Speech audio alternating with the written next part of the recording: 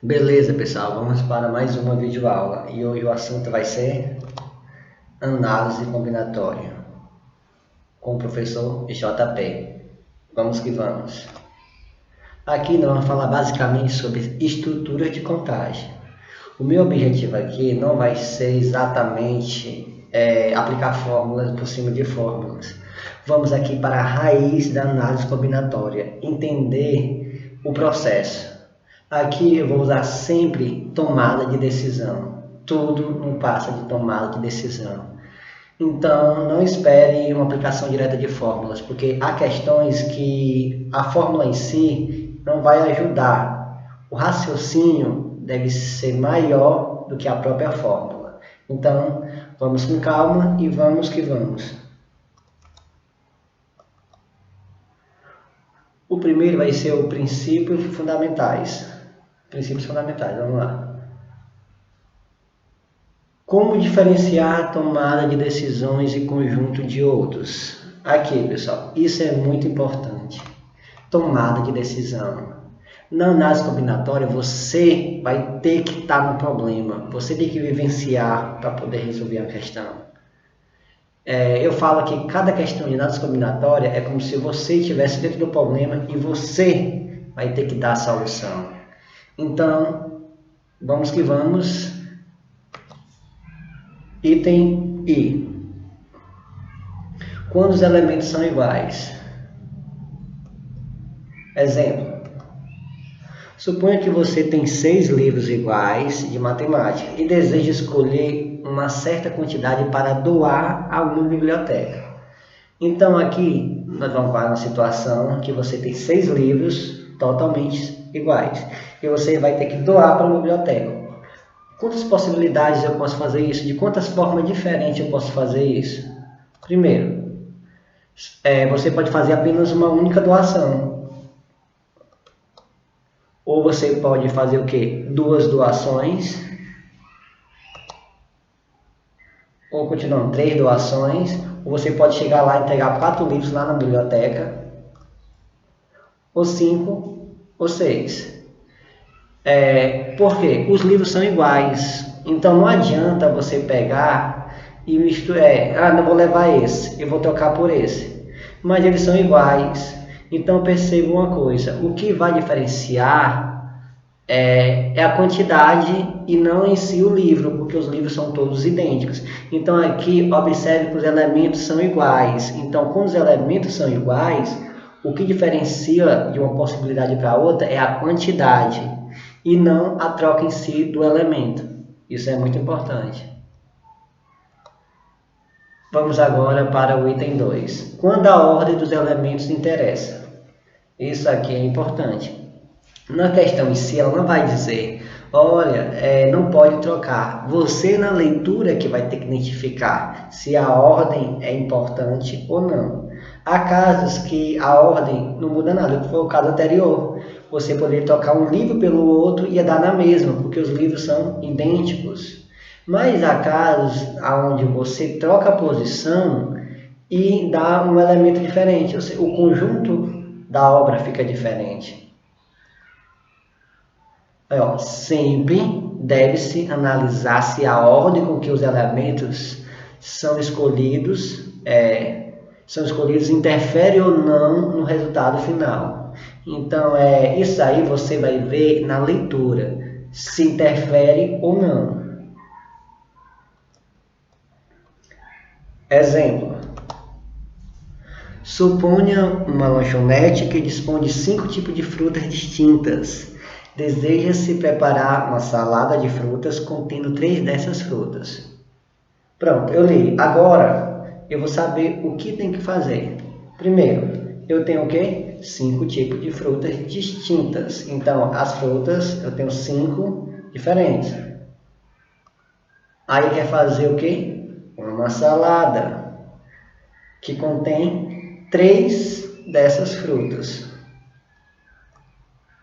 Aqui eu escolhi uma fruta aqui, banana. Aqui, escolhi 5 frutas. Agora eu vou fazer o quê? Uma salada. Só que Resolvi bater tudo no liquidificador. Esqueci a salada. Vai ser praticamente uma vitamina, né? No nosso caso. Mas o que eu vou fazer? Primeiro, eu vou escolher 3 dessas. Botei a banana. Então pronto, eu escolhi 3 frutas. Eu escolhi a banana, depois eu escolhi quem? A manga e depois o morango. Aí eu vou fazer aqui a salada, né? Vou misturar aqui tudinho. Aí eu pergunto uma coisa. Será que a posição dos elementos que eu botei aqui? Eu botei primeiro banana, depois manga e depois morango. Aí vem a pergunta. Se eu botasse o morango primeiro, a manga depois e a banana por último, ia mudar? A salada ia ser diferente? A resposta é não. Porque aqui o que vai mudar não é a forma como eu coloco, não é a ordem dos elementos. O que vai interferir é se eu trocar o elemento por outro ou se eu adicionar outro elemento. Então aqui eu posso dizer que a ordem dos elementos não interessa. Beleza? Porque eu posso misturar e dar na mesma. Por outro lado, se você deseja montar números de 2 algarismos distintos, utilizando os algarismos 1, 2, 3 e 4, você tem 2 tomadas de decisão.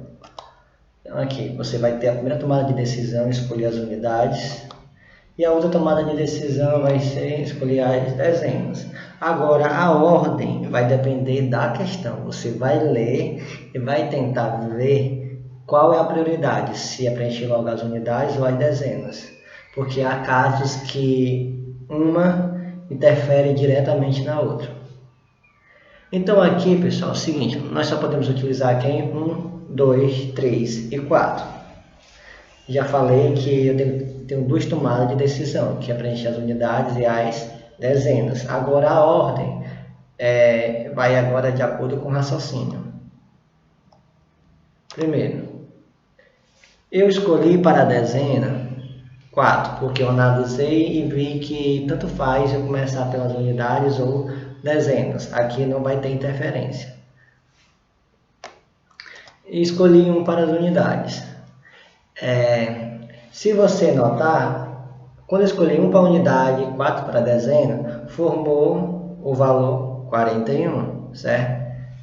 Agora, será se eu não mexesse com nem o 2 e nem o 3? Só com esses 2 ainda que eu já escolhi. Se eu mudar a posição agora, vai alterar o resultado? Vai ser uma possibilidade diferente? Nota o seguinte. Coloquei agora o 1 na dezena e o 4 na unidade. Mudou o número? Logicamente que mudou. Porque antes eu tinha o valor 41. Agora eu tenho o valor o quê? 14. Então, nesse exemplo aqui, a ordem interfere dentro do conjunto. Por que a ordem interfere? Porque eu não precisei colocar um número novo para poder ter uma possibilidade, não. Os próprios 2 números que eu escolhi, ao mudar de posição entre eles, a ordem entre eles alterou o resultado. Então, quando isso acontece, é porque a ordem dos elementos importa. Então, tome cuidado. Fique de olho. Nota-se que a diferenciação, se a ordem dos elementos interessa ou não, ficará a cargo da análise cuidadosa do problema exposto. Então aqui você que vai ter que identificar se há diferença ou não se eu mudar a posição dos elementos. Ok? Item 3, ou 3.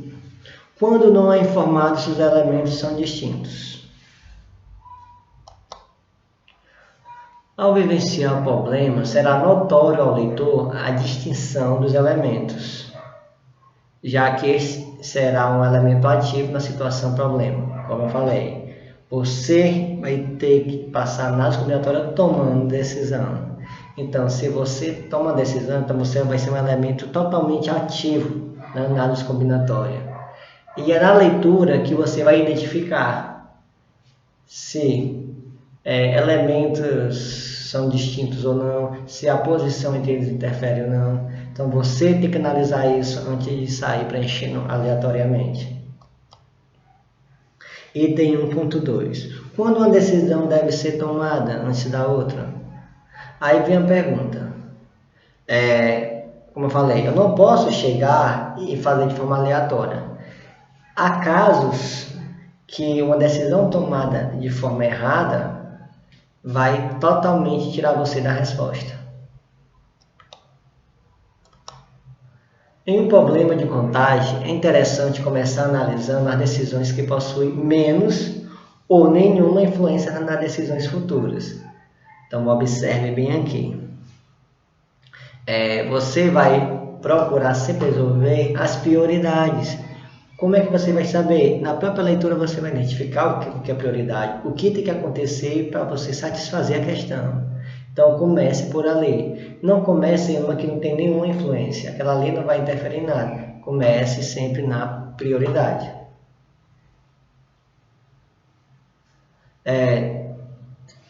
Essa prioridade, quando eu falo aqui bem aqui, menos ou nenhuma influência nas decisões futuras. É que a escolha dela não vai alterar exatamente a existência da outra.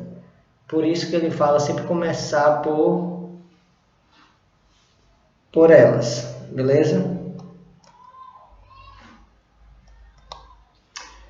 A complexidade dos problemas de contagem é construída muitas vezes no decorrer da resolução, em consequência das tomadas de decisão avulsas.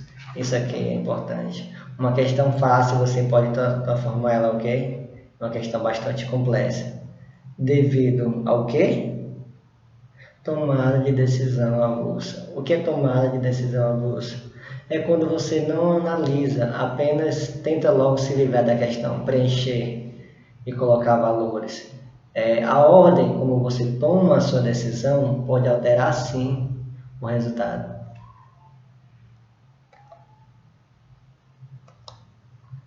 Exemplo. Suponha que você deseja contar a quantidade de números pares de 3 algarismos distintos.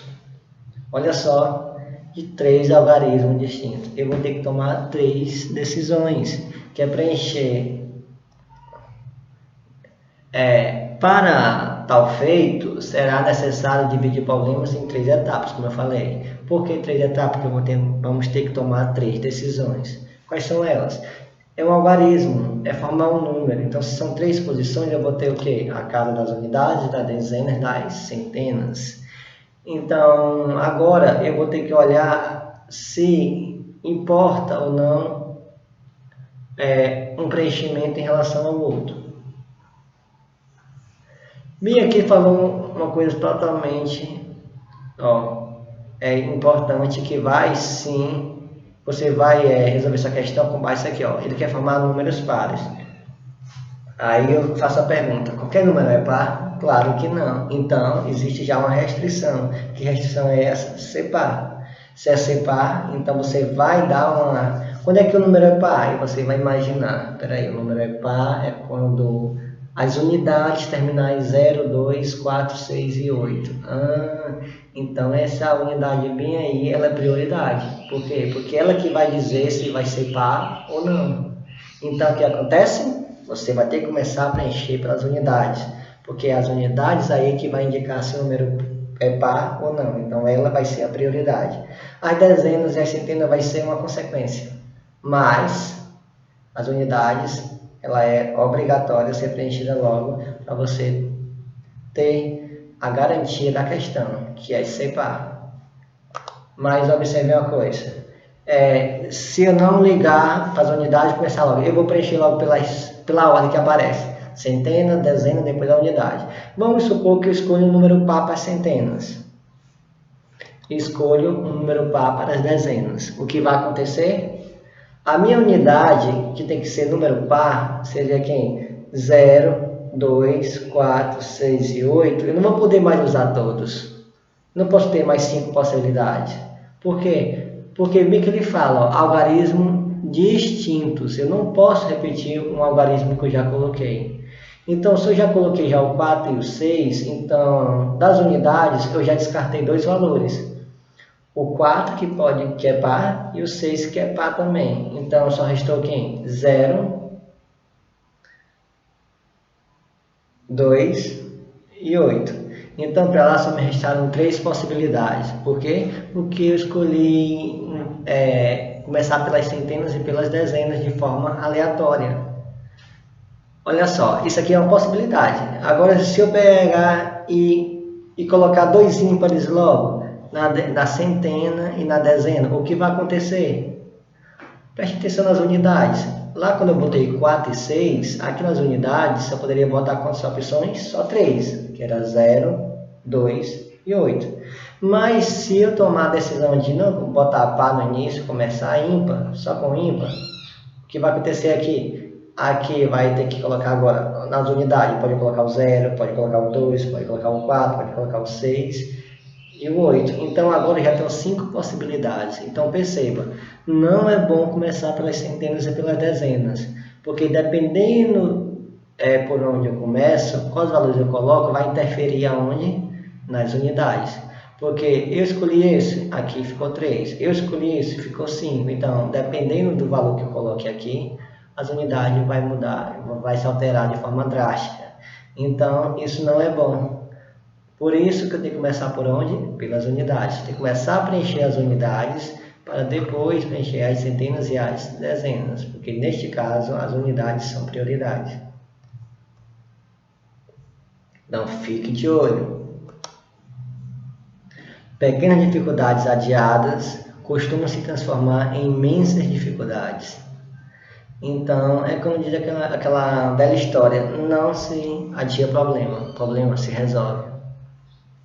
Um probleminha hoje, amanhã já pode estar grande o suficiente de você não conseguir resolver através de suas limitações. Vamos que vamos.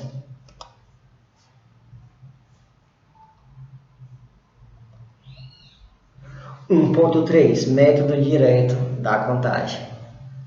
Então agora vamos para o método direto da contagem, que fala, se baseia em fazer a contagem seguindo uma sequência lógica, de forma que as decisões a serem tomadas seguem uma estrutura encadeadas por decisões. Aqui, pessoal, é o seguinte, o método direto da contagem pediu aqui, você vai lá direto, divide se for possível em vários casos, mas você vai e faz o que a questão está pedindo, pá, de forma direta. Por isso que é o método direto da contagem. Se a questão pede algo, você vai fazer exatamente o que ela pede, sem dar rodeios, só através de quê? De manipulações, de estruturas encadeadas, que é vantajoso dependendo da circunstância, mas boa parte pode ser uma desvantagem desse método, porque você vai ter um longo processo para poder somar e dar o resultado final. Por quê? Porque você quebrou em várias etapas. Você dividiu o serviço em pequenos serviços. Só é vantajoso quando o problema não é particionado em extensas expressões, como eu já havia mencionado. 1.4, método indireto da contagem. Esse aqui é o oposto do método anterior. Por quê? Porque aqui, vamos ler bem aqui para ter uma noção melhor. Alguns autores denominam como princípio da subtração. Por que princípio da subtração? Porque você vai pegar o tudo, independentemente. Ele pediu uma coisa. Não, mas você pega todas as possibilidades, independentemente da questão, pede ou não. E depois você tira o que você não quer. Então você subtraiu. Se você faz tudo e tira o que você não quer, o que é que sobra? É o que você quer, não é? Então você resolveu a questão de forma indireta. Você usou o que você não quer, tirou o que você não quer e sobrou o que você quer. Por isso que é um método indireto. O de cima não, o de cima você vai fazer logo o que é para ser feito. Um exemplo básico é quem vai separar feijões. Quando você vai separar feijões, você não vai cozinhar os estragados, né? Você vai cozinhar qual? Os bons. Mas você vai tirar os bons de um por um? Não. Você vai tirar qual? Os ruins. Por quê? Porque os ruins é mais rápido. São poucos, né? Dependendo também do feijão, né? Então, um feijão, teoricamente, normal, assim como você compra, é para vir melhores do que os ruins. Então, o que você vai fazer? Você vai pegar, colocar aqui o feijão e vai tirar logo os ruins. Por quê? Porque é mais rápido e é menos trabalhoso e vai sobrar lá qual? O que você quer. Então, esse é o método indireto da contagem. É quando é mais vantajoso eu tirar o que eu não quero e sobrar o que eu quero.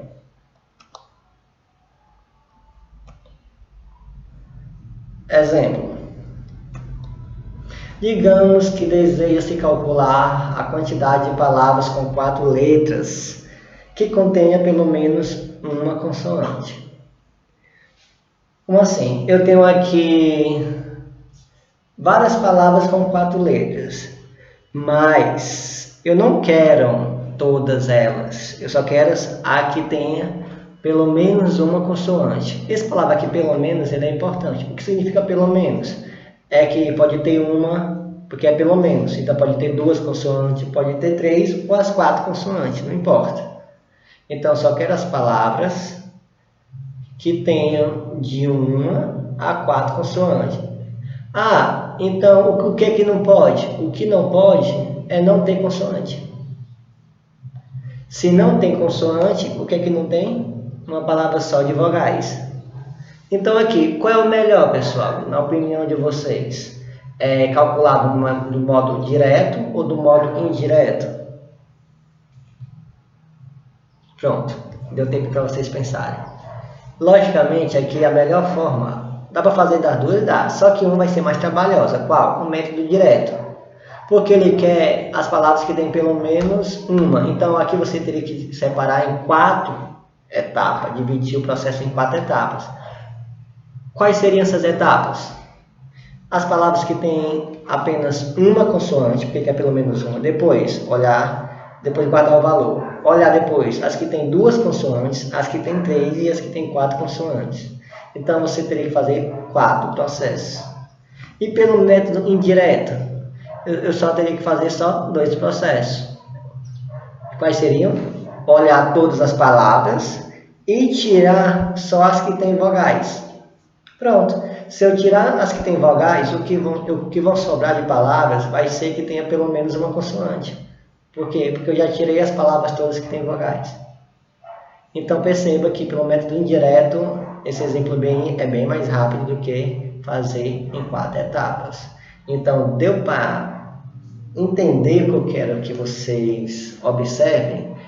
É que aqui eu não estou ensinando a usar fórmulas ainda. Estou ensinando você a raciocinar, a chegar na questão e analisar. Por isso que o nome é análise combinatória.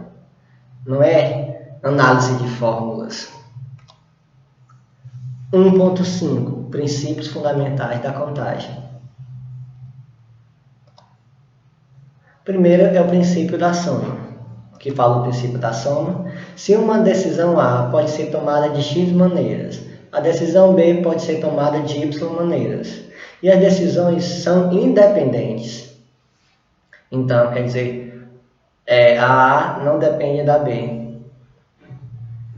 Então, o número de maneiras de se tomar as decisões A ou B é... Pessoal, então, ele quer aquilo ou o outro. Então, você olha quantas possibilidades tem um, quantas tem possibilidade no outro e soma, desde que um não interfira no outro. Seja o que? Independente. Então, a maneira de A ou B vai ser a soma de X mais Y.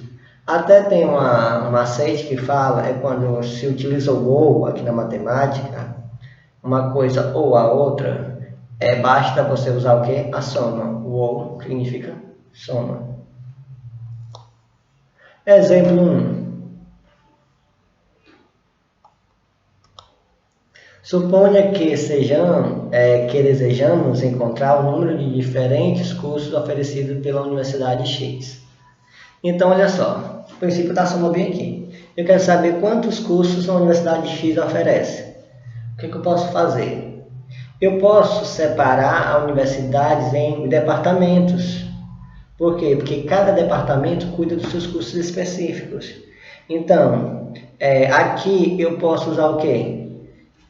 Os cursos de biologia, a pessoa pode cursar ou os cursos de física e assim vão indo. Então, para me saber, eu posso separar por, assim ficaria muito grande o conjunto, né? Então, vou separar por departamento. De quê? De humanas, certo? Aí eu posso separar pela parte de exatas e assim eu vou separando em pedaços menores. Aí para saber o total de curso, basta pegar cada departamento desse, olhar quanto tem e somar. É como se fosse aqui o A e o B. O A e o B seriam os departamentos. Não preciso sair contando. 1, 2, 3, 4, 5, assim custa mais. Então bastaria eu saber quantos cursos tem cada departamento e depois somar. Então esse é o princípio da soma. Por quê? Porque nenhum curso ali, nenhum departamento depende do outro.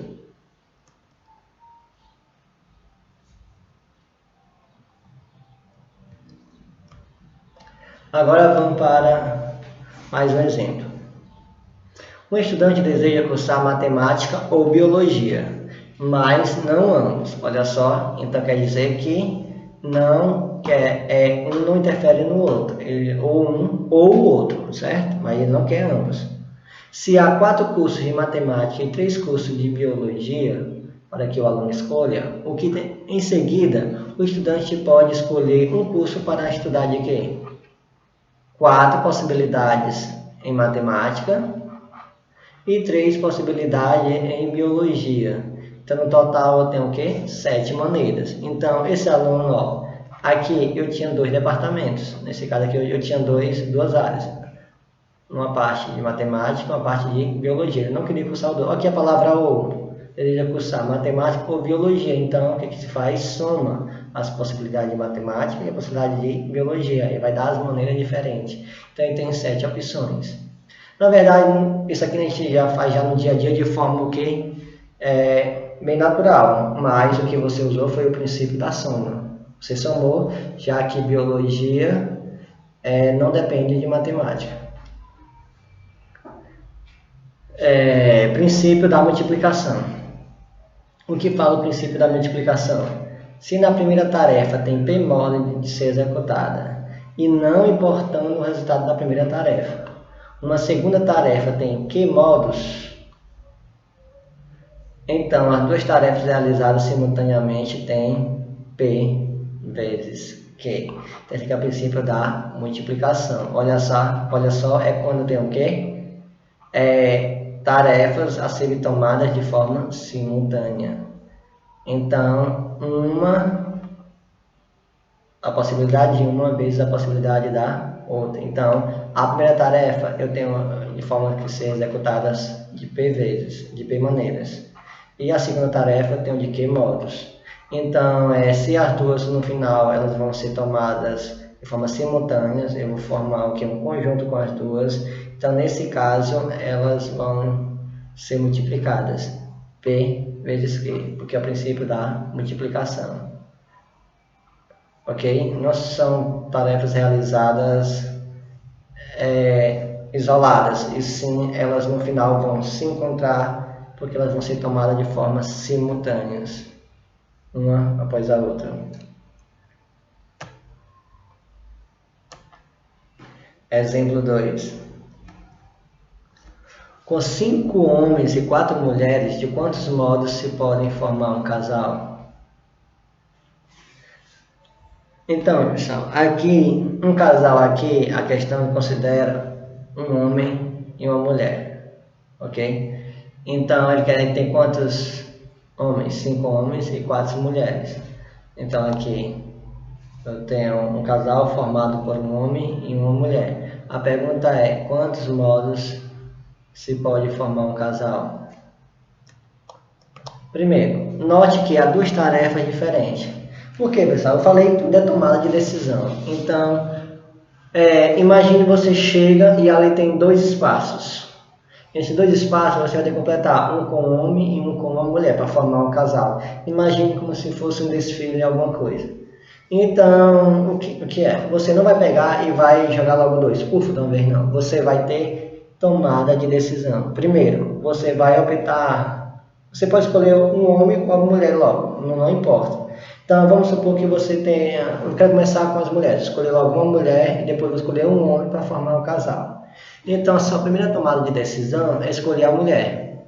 Aí você olha, ali tem um espaço que não tem nenhum e você vai chamar uma das 4 mulheres para ir para aquele espaço. Então, para aquele espaço você vai ter quantas opções? 4. Então, 4 opções. E agora já ainda tem um espaço para ser preenchido. Então você vai ter outra tomada de decisão. A sua segunda tomada de decisão vai ser escolher agora quem? O homem. Se você escolher do homem, você vai ter o quê? 5 opções. Porque todos ali têm a mesma possibilidade. Então, 5 opções.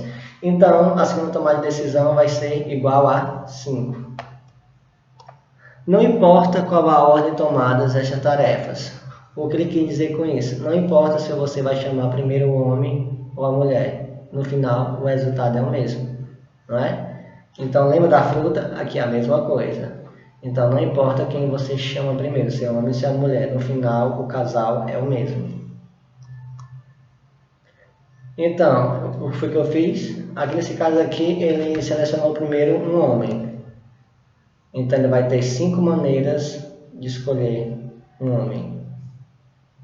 E selecionar uma mulher, ele vai ter 4 maneiras. Pelo princípio da multiplicação. Por quê? Porque eu quero formar um casal, então eu quero os 2 simultâneos depois, né? E por fim, vai formar uma opção. A junção dos 2 simultaneamente. Então, pelo princípio da multiplicação, vamos pegar 4 vezes 5, que é o conjunto da obra final. Então, exemplo 3.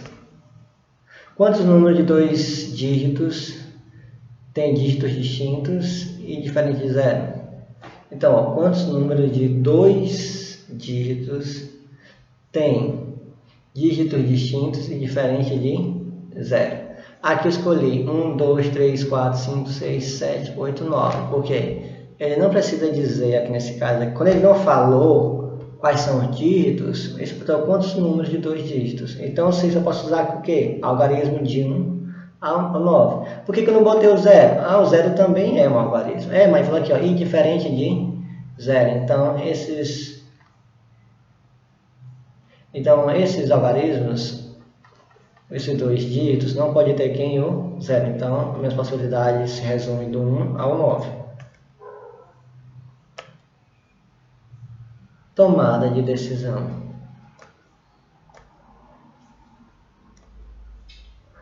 Primeira decisão. A minha primeira decisão é escolher quem vai ocupar aquele dígito. A segunda decisão é quem vai ocupar o próximo dígito. E aqui em cima vai ter quem? As opções. Então, eu posso fazer isso. Então, eu tenho que tomar a primeira decisão. Segunda decisão. Aqui eu vou colocar as opções, a quantidade de opções que eu tenho. Beleza? Então, esse aqui é o diagrama. Olha só. Então, aqui eu poderia colocar o quem? Eu poderia colocar do 1 até o 9. E aqui eu poderia colocar quem? Então, para cá eu tenho 9 opções. Certo? E para cá eu tenho 8. Por quê? Porque são distintos, então não posso repetir. Como eu escolhi um primeiro para cá, então qualquer um desses pode ter vindo para cá. Então se eu eliminar um daqui qualquer, então vai sobrar a conta agora para eu escolher 8 opções. Não é esse valor 8, e sim aqui são as opções que eu tenho, a quantidade que eu tenho aqui. Logo, pelo princípio da multiplicação, a 9 vezes 8, que dá 72 números. Então, eu posso dizer que eu tenho 72 números de 2 dígitos distintos e diferentes de 0.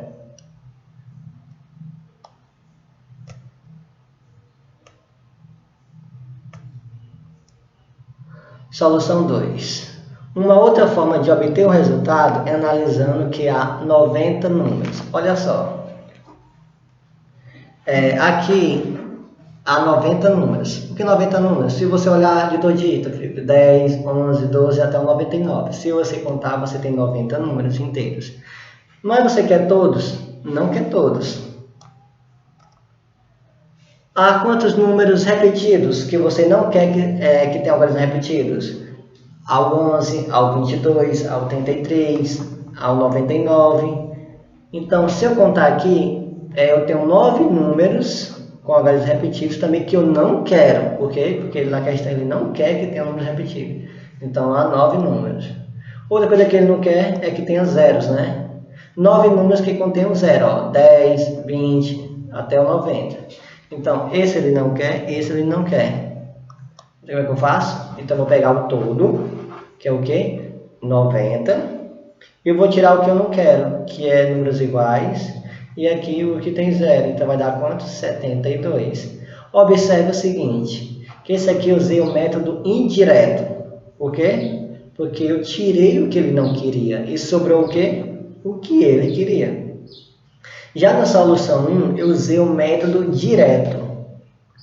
Eu fui direto ao ponto. Eu já calculei exatamente o que ele queria. E percebam, neste caso, o outro método é bem mais rápido, o método direto. Então, o que eu quero mostrar para vocês é o seguinte. Fica a critério de vocês analisar qual é o método mais rápido e mais eficaz. Se vai ser o direto ou o indireto.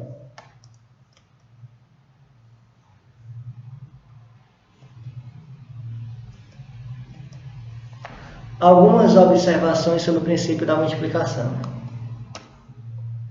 A ordem das decisões. Então, como eu já falei, as ordens das decisões são importantes. No exemplo 3, a ordem embutida nas decisões é irrelevante. Tanto faz escolher primeiramente o homem ou a mulher. Lá no exemplo 3, que é exatamente o exemplo dos casais, né? Formar os casais. Então lá a ordem é irrelevante. Tanto faz escolher homem ou mulher. Assim, chamar para formar um casal. Por outro lado, se fosse proposto para escolher 2 mulheres das 4 existentes. Então ele quer agora 2 mulheres das 4 existentes. Agora ele não quer formar um casal, ele quer apenas chamar 2 mulheres das 4 existentes. Então, eu tenho o quê? 2 tomadas de decisão. Escolher a primeira mulher e depois escolher a segunda mulher. Tem quantas mulheres? 4. Então, de cara, eu tenho 4 possibilidades. Que eu cheguei, ainda não tem nenhum espaço ocupado. Então, eu vou ter que preencher esse espaço. Aí eu olho e vejo lá 4 mulheres. Então, eu vou ter que escolher uma das 4. Beleza? Pronto. A minha primeira decisão, eu tenho quantas opções? 4 opções de escolha. Agora eu vou para a segunda decisão. É chamar mais uma mulher. Mas lá tem quantas mulheres? Não tem mais 4, porque uma veio para cá. Uma já está aqui no lugar dela. Então eu olho lá e vejo o quê? Só vejo que tem 3 agora. Então tem 3 opções para a segunda decisão. E pelo princípio da multiplicação é só 4 vezes 3, 12. Mas essa resposta bem aqui não vai me dar exatamente, vai dar muito mais do que as possibilidades. Por quê? Dentre essas 12 maneiras, há escolhas que têm a mesma representação. Lembram que eu falei que se as mulheres mudarem de posição aqui, vai dar a mesma coisa? Por quê? Porque quando se trata de casal, a ordem não importa, é a mesma coisa. Então aqui não seria 12. O número de maneiras de escolher 2 mulheres é igual a 12 dividido por 2, que daria quanto? 6. Então no total eu tenho 6 maneiras diferentes de escolher 2 mulheres. Então observem isso. Aqui eu botei as posições, as opções, mas como eu vi que se eu mudar para cá, as posições entre elas continuam a mesma coisa, então eu contei isso aqui 2 vezes, certo? Então basta eu pegar isso aqui, o resultado, e dividir por 2. Isso eu faço quando a ordem, a maneira não importa, a ordem não importa. Então, pego o resultado e divido por 2. Por quê? Porque eu contei o dobro de maneira.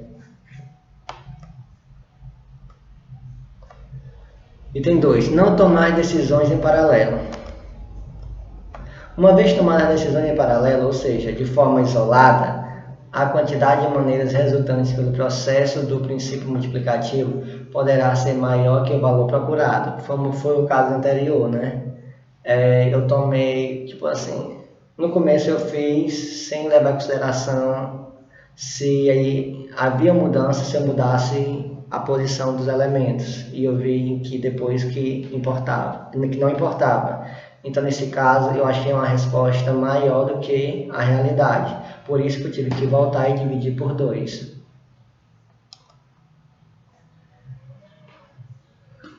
Aí eu passei a terceira. A importância do domínio dos princípios da soma e da multiplicação.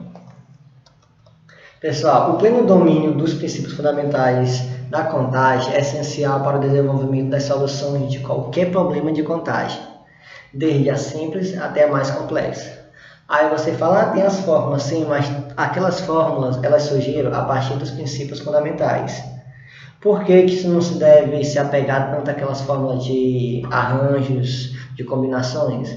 Porque aquelas fórmulas, elas resolvem praticamente questões já ali, típica delas, questões diretas. Enquanto uma questão requer mais do que uma aplicação de uma fórmula, e que não tem esse domínio do princípio da ação, do princípio da multiplicação, essa olhada da importância, se interfere ou não. Se você não tiver tomada de decisão, fórmula nenhuma ajuda. Quando você pegar uma questãozinha mais contextualizada e elaborada, que vai muito mais além do que um simples aplicar de fórmulas.